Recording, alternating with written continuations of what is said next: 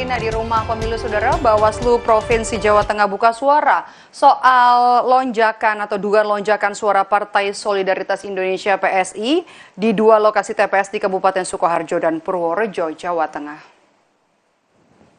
Menurut Bawaslu Jawa Tengah, lonjakan suara PSI di dua TPS ini di Sukoharjo dan Purworejo terjadi karena kesalahan pembacaan input data pada aplikasi Sirekap.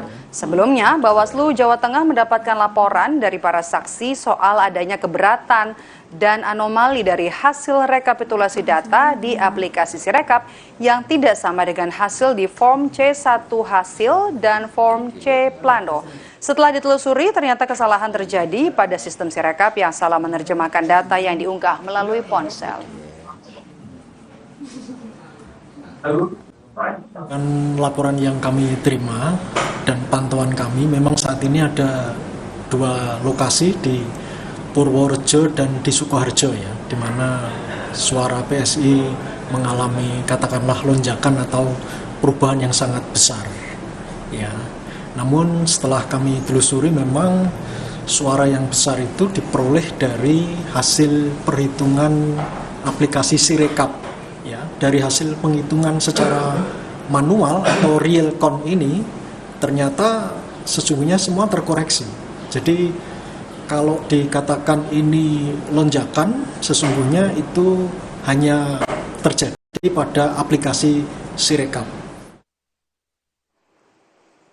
Soal dugaan anomali lonjakan suara Partai Solidaritas Indonesia serta kisru aplikasi penghitungan suara Sirekap ini juga direspons Menko Polhukam Hadi Cahyanto. Menurutnya, tudingan soal dugaan adanya penggelembungan suara PSI baru bersifat spekulasi sehingga harus dibuktikan. Hadi juga menyarankan agar masyarakat tetap memantau hasil resmi penghitungan suara manual berjenjang dan menunggu penetapan hasil suara pemilu 2024 di KPU pada 20 Maret nanti. Ya kan kita lihat nanti hasil dari KPU aja ya.